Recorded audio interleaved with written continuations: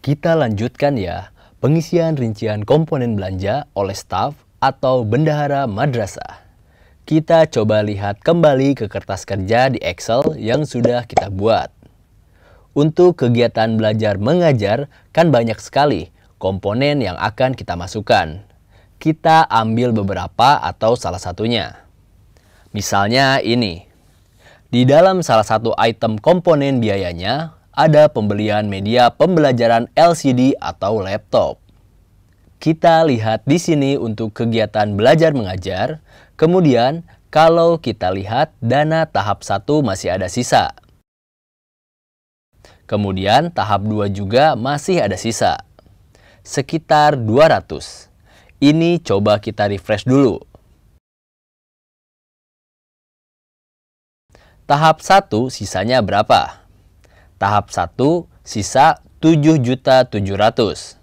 Kalau untuk dapatkan update, kita bisa refresh. Kemudian tahap 2 ada sisa 11.200.000. Kita akan manfaatkan yang tahap 1 ini untuk pembelian laptop 700 ya. Jadi di sini kita pilih komputer dan aksesoris. Kemudian kita lihat ini laptop.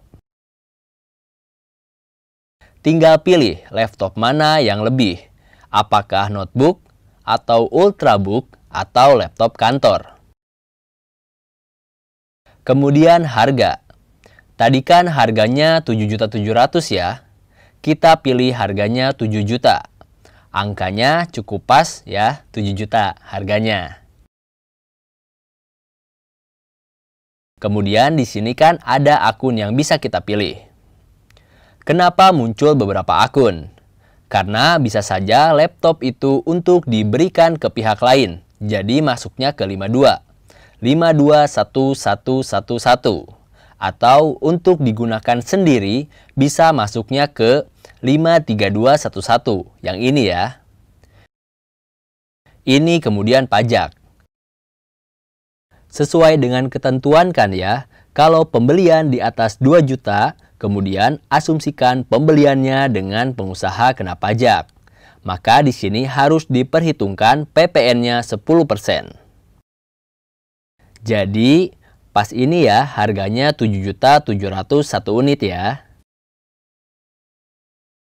Terus, sudah kita tetapkan kita akan beli sekitar bulan Mei. Karena ini dan tahap 1. 1 unit ya. Karena belajar mengajar, kita bikin dari Januari sampai Desember. Jadi, kita tinggal pilih kita mau belinya di mana. Kemudian, jika ini sudah, maka kita simpan. Berarti sudah masuk pembelian laptop.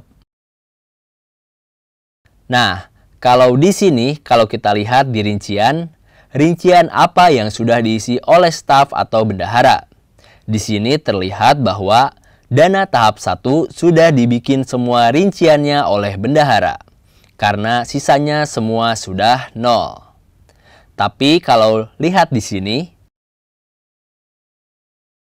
kalau lihat tampilannya kan masih ada sisa 11.200.000. Tahap 1 sudah habis, sudah hijau warnanya. Tapi kalau kita lihat di menu utamanya, kenapa di sini belanjanya masih 0? Sementara kalau kita lihat di rincian ini, maka kita klik tambah. Tahap 1 sudah 0. Tahap 2 masih ada sisa.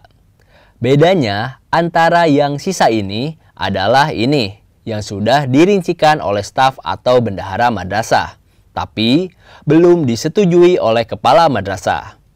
Sementara yang ini akan muncul apabila sudah disetujui oleh kepala madrasah. Jadi, walaupun tadi sudah diisi oleh staf, tapi kan statusnya masih menunggu approval. Kalau kita lihat statusnya masih menunggu approval semua ini. Kita lihat semua masih menunggu persetujuan oleh kepala madrasah. Sudah dibuat tapi belum disetujui. Makanya di sini belum muncul. tapi di rincian sudah terisi penuh. Ini total disetujui belum ada kan? Kalau kita lihat total disetujui belum ada, tapi belum disetujui. Tapi, kalau kita lihat di rincian, dananya sudah teralokasi. Jadi jangan bingung ya, kalau yang ini yang dirincikan oleh staf. Kalau mau kita lengkapi, kita tambahkan lagi ini, 11.200.000 untuk kegiatan apa.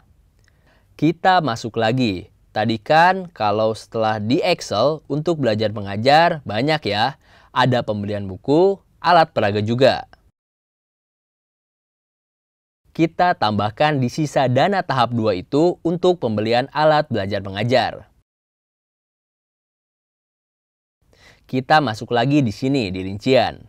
Kemudian kita tambah menggunakan dana tahap 2. Tahap 2 yang kita mau beli itu sisa dana 11.200.000. Kita mau gunakan untuk beli buku. Buku ada di sini. Teks utama misalnya ya. Untuk siswa di MTS. Kelas 7 misalnya. Kita pilih salah satu buku dengan harga yang cukup banyak. Misalnya buku mata pelajaran prakarya semester 1. Tahun belajarnya di sini kita pilih buku masuk ke belanja modal lainnya.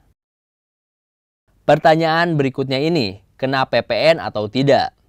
Perlu diingat bahwa ada 3 barang yang dibebaskan. Jadi dibebaskan ya, bukan tidak dipungut. Tapi dibebaskan dari PPN. Yaitu pertama, pembelian buku mata pelajaran, pembelian buku agama, dan pembelian kitab suci. Jadi ini karena buku mata pelajaran masuk sebagai salah satu yang dibebaskan.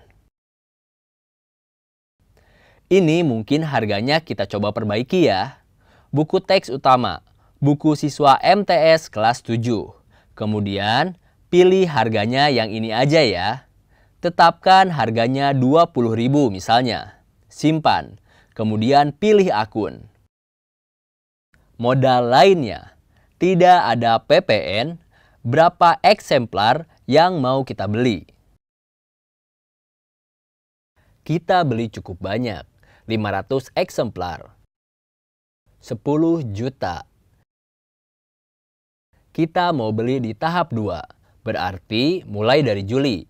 Misalnya bulan September atau bulan Agustus. Begitu dananya diterima, beli untuk siswa baru. Simpan dan tambah. Kemudian masih ada sisa kan ya? Masih ada sisa. Coba kita lihat tahap 2 masih ada sisa atau tidak. Masih ada sisa 1.200.000. Kita gunakan untuk pembelian buku lagi. Untuk guru ya, kita beli untuk guru MTS kelas 8. Bukunya, buku teks utama. Kita pilih harga. 20.000 juga sama. Simpan. Kita mau beli beberapa eksemplar. 1.200.000 berarti ini juga karena pembelian buku tidak kena pajak PPN. 60 eksemplar. Kemudian simpan. Di sini kita mau beli di bulan September juga. Kode akun belum dipilih. Belanja modal lainnya. Sudah aktif ya. Jadi kalau ada yang belum aktif, Bapak Ibu coba dicek aja satu-satu kembali di sini. Yang di tanda bintang ini, kira-kira mana yang belum terisi, kemudian simpan. Nah, kalau kita lihat sisa dana, apakah sudah dirinci semua dana tahap 1 dan tahap 2? Ya, tahap 1 sudah dirincikan semua. Tahap 2 juga sudah dirincikan semua. Tapi apakah sudah disetujui? Belum ada yang disetujui. Total belanjanya masih 0. Kalau kita lihat di sini juga statusnya yang disetujui masih 0. Sampai di sini, tugas penginputan dari staf atau bendahara madrasah sudah selesai. Jadi, tahap rencana bagi bendahara sudah selesai.